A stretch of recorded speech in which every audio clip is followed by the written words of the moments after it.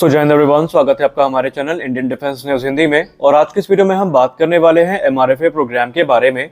हम जानेंगे कि एमआरएफए को लेकर के जो ट्विस्ट हैं एक बार फिर से आने शुरू हुए हैं। क्या ये इशारा है कि ये प्रोग्राम फाइनलाइज होने वाला है? क्योंकि आमतौर पर एयरक्राफ्ट मैन्युफैक्चरर के बीच में जिस प्रकार की हरकतें देखी जा रही हैं, ये हमें तभी देखने को मिलती है जब कोई बड़ा कॉन्ट्रैक्ट फाइनलाइज होने के कगार पे होता है। पहले हमने साब की तरफ से एक बड़ी स्टेटमेंट सुनी, फिर हमने डसाल्ट एविएशन की तरफ से एक बड़ी स्टेटमेंट सुनी, फिर रशिया से एक बड़ी स्टेटमेंट आई और अब बोइंग ने एक ऐसा प्रस्ताव सामने रख दिया है जिसको बिना कंसीडर किए भारतीय वायुसेना इस प्रोग्राम में आगे नहीं बढ़ सकती। क्योंकि वो एयरक्राफ्ट जिसको एमआरएफए के सबसे महंगे फाइटर जेट में गिना जा रहा था, वो अचानक राफेल और यूरोफाइटर टाइफून सस्ता कैसे हो गया? क्यों आखिरकार अमेरिका, वो देश जो आमतौर पे अपने एयरक्राफ्ट में कोई मॉडिफिकेशन करने तक नहीं देता, उसने ये क्यों कह दिया कि भारत जो मर्जी वो करे, जो मर्जी वो वेपन सिस्टम ऐड करे, उन्हें कोई दिक्कत नहीं है? तो आइए पूरा मामला समझते हैं आज के अपने इस वीडियो में। दोस्तों, इस बात से इनकार नहीं किया जा सकता कि भारतीय वायुसेना के लिए जो एमआरएफए प्रोग्राम है ये बहुत ज्यादा इंपॉर्टेंट है। और ये बात हमने नहीं कही, बल्कि ये बात खुद भारतीय वायुसेना ने कई बार अपने अलग अलग मीडिया वक्तव्यों में कही है कि एमआरएफए प्रोग्राम को आप तेजस मार्क 2 या फिर तेजस मार्क 1A की खरीद से जोड़ के ना देखें। ये एक अलग प्रोग्राम है और ये हमारे लिए इक्वली इंपॉर्टेंट है जितना हमारे लिए तेजस मार्क 1A है। लेकिन इनके स्टेटमेंट के बाद लोगों के मन में एक प्रश्न तो आता है कि आखिरकार जब ये इतना ही इंपॉर्टेंट है तो वर्ष 2019 से लेकर के अभी तक कोई मेजर डेवलपमेंट देखने को क्यों नहीं मिला? क्या वाकई भारत का टेंडर प्रोसेस जो है ये बहुत ही ज्यादा कॉम्प्लिकेटेड है? क्या एमआरएफए प्रोग्राम में हमें कुछ चीजें ऐसी हैं जो परेशान कर रही हैं? लेकिन अभी रिसेंट कुछ डेवलपमेंट ऐसे देखने को मिले हैं जिन्होंने सबका ध्यान अपनी ओर केंद्रित करवाया है। एमआरएफए प्रोग्राम में एक बड़ी हलचल देखी जा रही है। पहले डसाल्ट एविएशन ने सबको चौंकाया, उसके बाद साब के द्वारा ग्रिपेन की लोकल मैन्युफैक्चरिंग और उसके अलावा इसका जो लोकल प्रोडक्शन है इसको लेकर के बातचीत करी गई। फुल टीओटी को लेकर के बड़ा बयान दिया गया। तो अभी ये सब चल ही रहा था कि बोइंग ने अपना सबसे बड़ा दांव अब खेल दिया है और ये दांव है F-15EX को लेकर के। F-15EX को लेकर के शुरुआत से ही एक हाइप क्रिएट करी गई कि ये इंडिया स्पेसिफिक एनहांसमेंट्स के साथ में आएगा और हम सब कैसे भूल सकते हैं कि बोइंग ने इसकी मार्केटिंग में कोई भी कसर नहीं छोड़ी। इनफैक्ट ये काफी कैपेबल फाइटर्स हैं, हम ये नहीं कहते कि ये कैपेबल नहीं है। इनफैक्ट F-15 के पास तो जो वर्ल्ड रिकॉर्ड है ये शायद किसी दूसरे फाइटर एयरक्राफ्ट के द्वारा तोड़ा जाना काफी असंभव सा प्रतीत होता है। लेकिन क्या भारतीय वायुसेना बोइंग के इस ऑफर को कंसीडर करेगी और क्या एक सेंसिबल डिसीजन होगा भारतीय वायुसेना के लिए अलग टाइप के फाइटर एयरक्राफ्ट को सेलेक्ट करना? दरअसल F-15EX बहुत ही ज्यादा कैपेबल एयरक्राफ्ट है।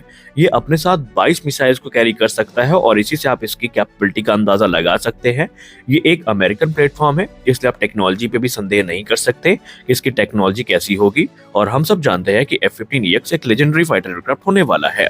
भारतीय वायुसेना को 114 की संख्या में एयरक्राफ्ट की जरूरत है और इसमें कम्पीट कर रहे हैं F-15EX, Dassault Rafale F4 standard, Eurofighter Typhoon, Saab Gripen. इसके अलावा अगर हम रशियन फाइटर्स को ऐड करें तो Su-35 और MiG-35।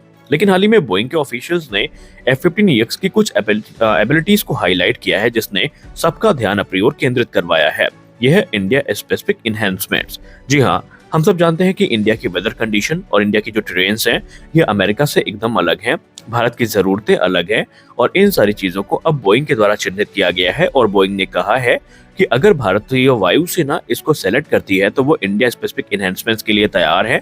जो भी अपग्रेड्स, जो भी बदलाव भारत के द्वारा सजेस्ट किए जाएंगे, बोइंग उस पर तत्काल कार्रवाई करेगा। हालांकि वो डिटेल्स क्या है, वो एनहांसमेंट्स कैसी होंगी, इसको तो अनडिस्क्लोज ही रखा जाएगा, ये शायद कभी पब्लिक डोमेन में ना आए।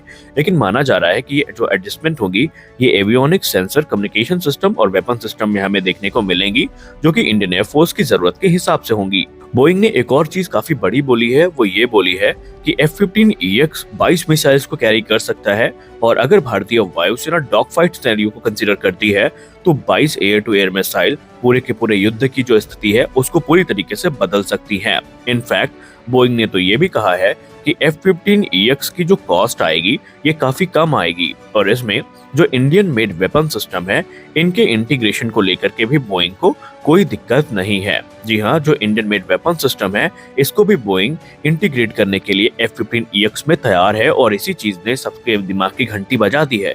क्योंकि अमेरिका वो देश है जो आमतौर पर अगर किसी को अपना फाइटर एयरक्राफ्ट बेचता है तो उसमें किसी प्रकार की जो मेजर मॉडिफिकेशन है उसको अवॉइड करता है। या काफी कम परमिशन देता है, लेकिन बोइंग ने यहाँ साफ साफ कह दिया है कि वो इंडियन मेड जो वेपन सिस्टम है, खासकर एयर टू एयर मिसाइल या एयर टू ग्राउंड मिसाइल, वो इंटीग्रेट करने के लिए तैयार हैं। और इसलिए एक्सपर्ट ये मानते हैं कि बोइंग के लिए ये एक मेजर सेलिंग पॉइंट हो सकता है और ये चीजें बोइंग को एक बड़ा ब्रेक थ्रू दिलवा सकती है। और यहाँ पर बोइंग ने प्राइस को लेकर के भी एक इंपॉर्टेंट टिप्पणी करी है।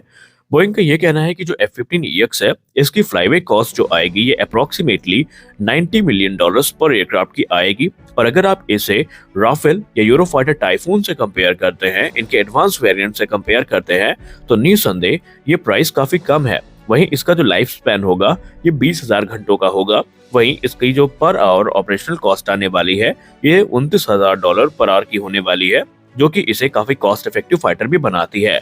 अब आपको बता दें कि F-15EX कोई मीडियम वेट कैटेगरी का एयरक्राफ्ट नहीं है। अगर आप ये समझ रहे हैं कि F-15EX राफेल जैसा कोई मीडियम वेट फाइटर है, तो शायद आप गलत हैं। F-15EX साइज के मामले में और पेलोड कैरिंग कैपेसिटी के मामले में राफेल से कहीं ज्यादा बड़ा है। जी हाँ, इसे आप सुखोई 30 MKI के समकक्ष मान सकते हैं, क्योंकि इसका जो टेक ऑफ वेट है ये सुखोई 30 MKI के ही बराबर है। और सबसे खास बात यह है कि ये हाइपरसोनिक वेपन्स को कैरी करने में सक्षम है और ये 22 एयर टू एयर मिसाइल्स को कैरी कर सकता है, जिसकी वजह से भारतीय वायुसेना जो लॉन्गर रेंज की स्ट्राइक है इनको काफी आसानी के साथ कर सकती है। अमेरिका ने ऐसा दावा किया है कि इसमें नेक्स्ट जनरेशन की जो टेक्नोलॉजीज हैं ये यूज की गई हैं। इसका कॉकपिट काफी ज्यादा आधुनिक है और जो पायलट्स इसको उड़ाते हैं उनका एक्सपीरियंस भी अभी तक काफी अच्छा इस एयरक्राफ्ट के साथ रहा है।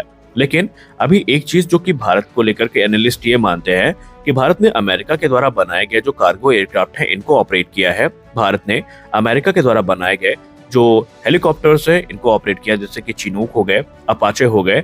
लेकिन भारत के पास अमेरिकी फाइटर जेट्स का कोई भी एक्सपीरियंस नहीं है और एक नए टाइप के एयरक्राफ्ट को इसीलिए भारत के लिए सिलेक्ट किया जाना शायद चिंता का विषय बना हुआ है। हालांकि आपको बता दें कि F-15EX भले ही कारगर एयरक्राफ्ट हो, लेकिन भारतीय वायुसेना के जो पूर्व एयर मार्शल रहे हैं और पूर्व जो सैन्य अधिकारी रहे हैं, सीनियर डिफेंस एनालिस्ट रहे हैं, वो कोई भी अमेरिकी फाइटर्स की सलाह नहीं दे रहे हैं। उनका ये मानना है कि अमेरिका के ऊपर बड़ी मात्रा में इस तरह का भरोसा करना शायद हमारे लिए घाटे का सौदा हो सकता है, क्योंकि अमेरिका के जो रिकॉर्ड रहे हैं पुराने, ये उतने अच्छे नहीं रहे हैं। और इस समय जो डिफेंस एनालिस्ट हैं ये राफेल का समर्थन करते नजर आ रहे हैं। उसके पीछे की एक सेंसिबल उनके द्वारा सलाह दी जाती है, सेंसिबल एक पॉइंट उठाया जाता है, वो ये है कि हमने ऑलरेडी राफेल के लिए जो इंफ्रास्ट्रक्चर है उसको विकसित करने के लिए अच्छा खासा पैसा खर्च कर दिया है।